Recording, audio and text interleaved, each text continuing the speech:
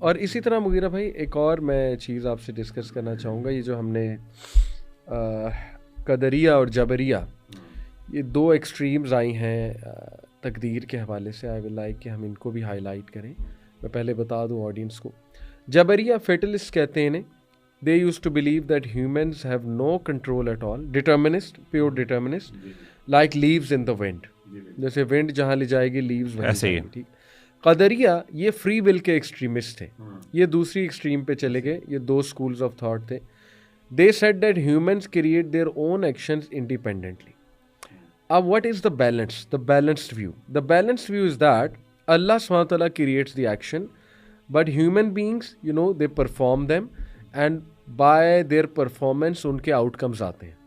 If the actions are good, outcomes will be good. If the actions are evil, then obviously the outcomes will be evil. मैं कुछ आयात Mughira भाई चाहूँगा वो आपके सामने रखूँ इनको जो है ना वो डिफाई करने के लिए। सबसे पहले देखिए सूरह राद की आयत नंबर 11 कितनी क्लियर। अल्लाह ताला कहते हैं कि अल्लाह ताला उस कौम की हालत नहीं तब्दील करेगा जो अपने अंदर नहीं चेंज लाते, यानी अपने विद इन देमसेल्व्स जो है उस चीज़ को चेंज नहीं करते। तो इस आयत से क्या साबित हो रहा है कि अगर ह्यूमन बींग्स फोर्स किए जाते हैं किसी चीज़ के लिए, why would Allah condition change on their own action. तो ये आया बड़ी क्लियर है इस हवाले से। इसी तरह मुगीरा भाई ये आया इससे भी ज़्यादा देखें और वाज़े कर देती है चीज़ को। वकुलिल हक्कु मिर रब्बिकुम फमन शाअ फलयुमिन वमन शाअ फलयकफुर। अल्लाह कहते हैं and say the truth is from your Lord, so whoever wills let him believe and whoever wills let him disbelieve. तो ये भी साबित हो रहा है कि you have the free will and the free choice. उसके बाद देखिए इम्मा शाकिरन व इम्मा कफूरा, ये भी है कि हमने आपको रास्ता दिखा दिया। अब आप में से जो बंदा चाहे तो शुक्रगुजार बन जाए, जो बन जाए जो वो कुफर करने वाला और नाशुक्रा बन जाए, बिल्कुल अनग्रेटफुल बन जाए। exactly. तो बिल्कुल ये भी दोनों चीज़ें ऐसे ही लहा मा कसबत व अलैहा मा कसबत, बिल्कुल ऐसे ही कि ठीक है कमाया उसका जो तुमने कमाया उसका तुम्हें जो है ना वो रिजल्ट मिलेगा। और फिर ये एक और आया आपके सामने रख दूँ, सूरह मुदस्सिर की आयत नंबर 38। ये भी माशाल्लाह बहुत क्लियर है। अल्लाह कहते हैं कुल्लु नफ्सिन बिमा कसबत रहीना, बिल्कुल every soul of what it has earned will be retained.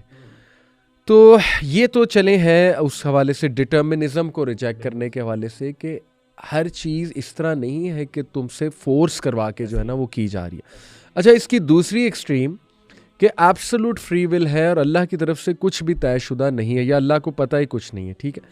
उसमें मुगीरा भी सूरह इंसान की वर्ष आयत नंबर 30 और सूरह तकवीर की आयत नंबर 29 दोनों की थीम ये है कि and you do not will unless Allah wills. बिल्कुल तुम नहीं चाह सकते जब तक अल्लाह सुब्हानहू व तआला नहीं चाहेगा, ठीक है। Your will is real but it operates within Allah's greater will, within the framework जो अल्लाह का एक ग्रैंड डिजाइन है, जो अब तुम नहीं चाह सकते मगर जो अल्लाह ताला चाहे। इसी तरह सूरह साफात की आपने ही कोट की थी, Allah creates you and what you do. Allah तुम्हें तख्लीक किया, अल्लाह को, अल्लाह क्रिएटर है तुम्हारी बॉडी का, तुम्हारी कैपेसिटी का, तुम्हारे सर्कमस्टांसेस का, और every act that you perform उसका क्रिएटर अल्लाह ही है।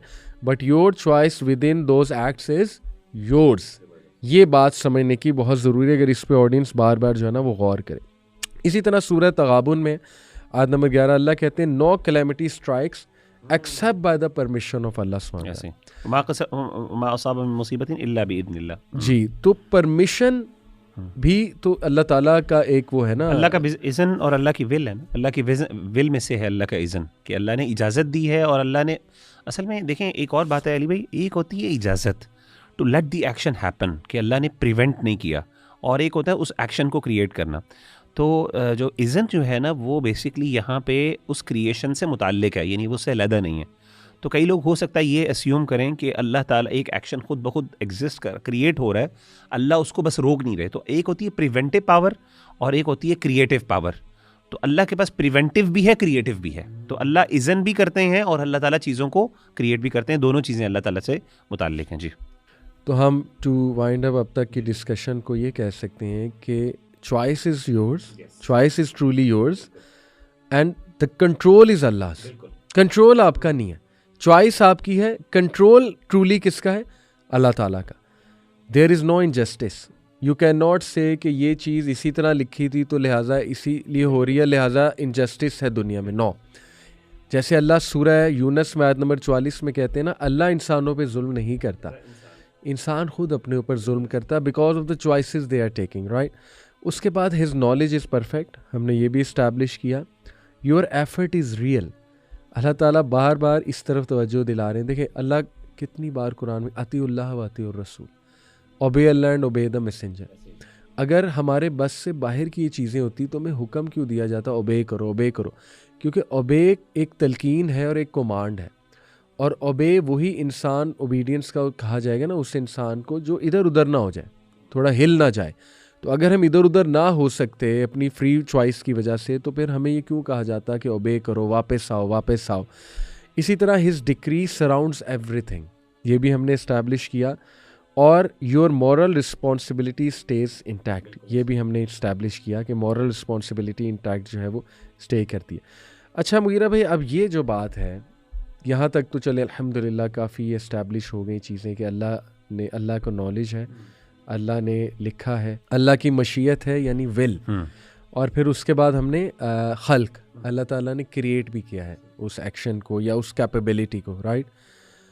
लेकिन अब ये सवाल कि फिर तकदीर चेंज भी होती है, तो ये इसको थोड़ा सा मैं चाहूँगा। जी, दो तरह की तकदीरें हैं, एक तो है जो इस्टेब्लिश तकदीर है और एक तकदीर मुअल्लक़ भी है। मुअल्लक़ का मतलब है वो कंटिंजेंट है ना, जैसे मैंने पहले भी शुरू में जिक्र किया कि कुछ चीज़ें अल्लाह ताला ने कंटिंजेंट रखी हैं कुछ एक्शंस के साथ, कि मेरा बंदा ये करेगा तो उसको उसके नतीजे में ये चीज़ें मिलेंगी। और हमारे पास बेशुमार दुआएं हैं कि लहुम मा यशाऊन, वो जो है कुरान मजीद में, इन शकरतुम लअज़ीदन्नकुम, अगर तुम शुक्र करोगे तो ज़्यादा तुम्हें मैं अता करूँगा। तो कुछ चीज़ें अल्लाह ने कंटिंजेंट रखी, तो वो कंटिंजेंसी जो है वो अल्लाह ताला ने वो भी इस्टेब्लिश्ड है। तो इसके साथ साथ लेकिन कुछ चीज़ें अल्लाह ताला ने फाइनल जो एक जिसे कहते हैं ना कि जो अल्टीमेटली होगा वो एक अल्टीमेट रियलिटी या अल्टीमेट जो एग्जिस्टेंस है किसी भी चीज़ की, या अल्टीमेट हैपनिंग मैं कह सकता हूँ उसको, या अल्टीमेट अकरेंस कह सकता हूँ, वो लोहे महफूज में मौजूद है।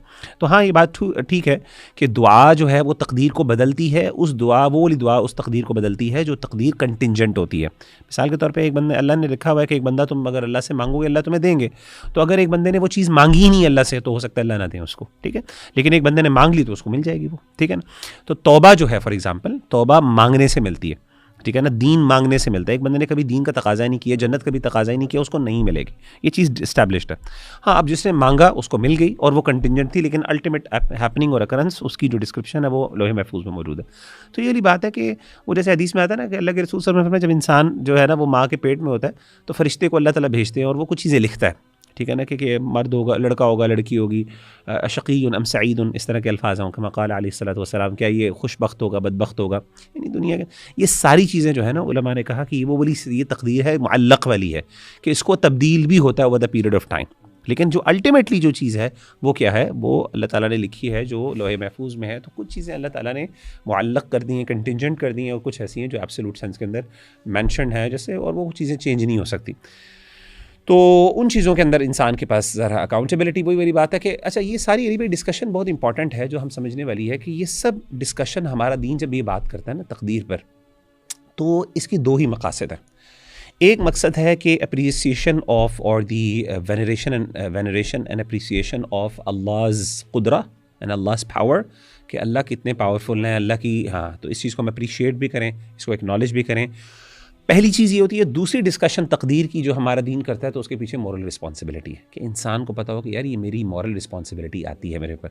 यानी this is not a philosophical discussion जिस तरह हमारे यहाँ फिलोसफी के अंदर ओकेजनलिज्म और डिटर्मिनिज्म की बहस मौजूद है कि बस किए हाँ, यानी कॉज़ैलिटी और ये सारी बहसों मुबाहिसा for the sake of discussion. No, this is for the sake of moral responsibility and accountability, कि अल्लाह चाहते हैं कि मेरे बंदे ये चीज़ें मैं तुम्हें इसलिए बता रहा हूँ कि ताकि तुम्हें पता हो कि मैंने तुमसे सवाल पूछना है। सो ये सारी डिस्कशंस, ये सारी चीज़ें, एक तो अल्लाह की कुदरत को कि हम उसको अप्रिशिएट करें, उसका इकरार करें, और अल्लाह ताला का उस पर जो है ना वो अल्लाह ताला का अल्लाह के सामने हम्बल हों कि अल्लाह की कुदरत और ताकत कितनी बड़ी है कि उसने हर चीज़ को इम्पास किया। वसिया कुर्सी समावाती वल अर्द, ठीक है ना। इसके साथ साथ दूसरी चीज़ ये है कि मेरे ऊपर एक मॉरल अकाउंटेबिलिटी और रिस्पॉन्सिबिलिटी भी आती है कि मैं मजबूर नहीं हूँ, मुझे इसका जवाब देना है।